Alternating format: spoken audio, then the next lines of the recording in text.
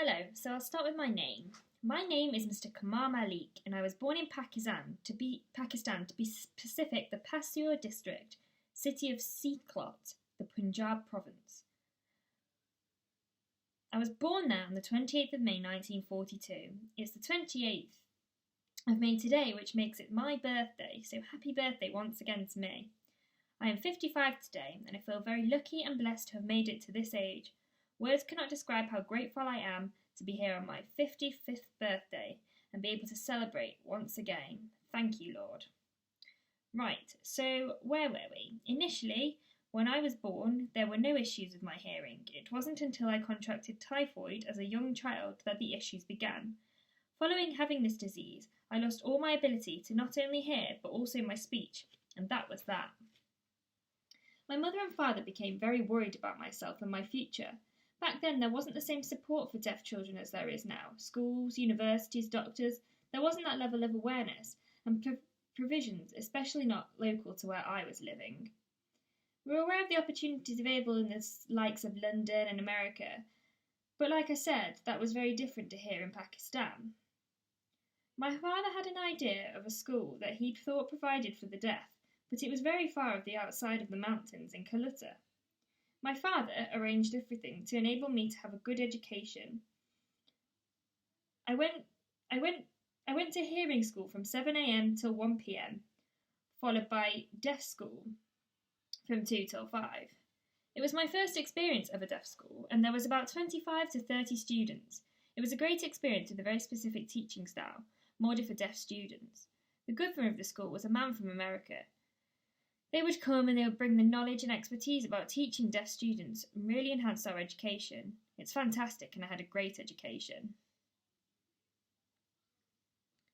Lessons weren't given fully in BSL. There were things written on the board which we would copy and then would be translated to sign for us. It was difficult and I faced challenges, but so did the others in the class. Some even deaf-blind, but it was about focusing the education on individuals and taking one step at a time. My educational experience was good.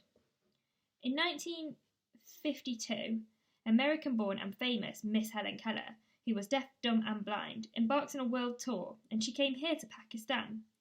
I got to meet her. She came to our school. Absolutely amazing. We were all encouraged to communicate with her. She used hands-on signing and would touch people's faces in order to get an idea of what they looked like. It was fascinating. She asked my name, to which I applied in sign, and somebody had to translate that to her language, like a hands-on signing, and they did the alphabet on her hand. She gave me some overwhelming wise words that day. She told me it was lovely to have met me, and that I shouldn't worry about being deaf, and I can still be successful and take on the world. I couldn't believe it at the time. I certainly never thought I could do anything amazing.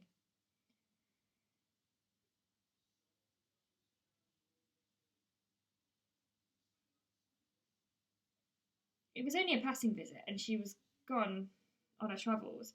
Time went by, which led to me to get involved in a scouts group. I instantly felt included by them. There was an eagerness from them to communicate with me, and this got me really involved.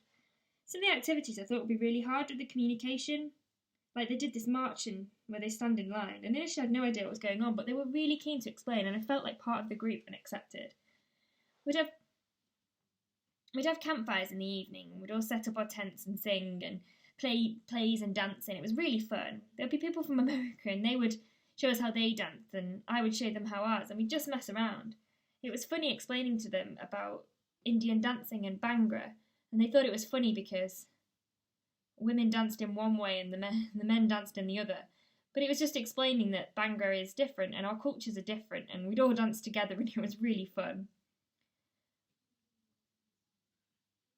It's really good to learn about each other, and I think the Scouts was great for my confidence and making me the man I am today. In 1963, 2 of us from the Scouts got to go to Athens in Greece to be involved in the World Scout Jamboree. Now that was an experience, wow. Wow, that was an absolute experience.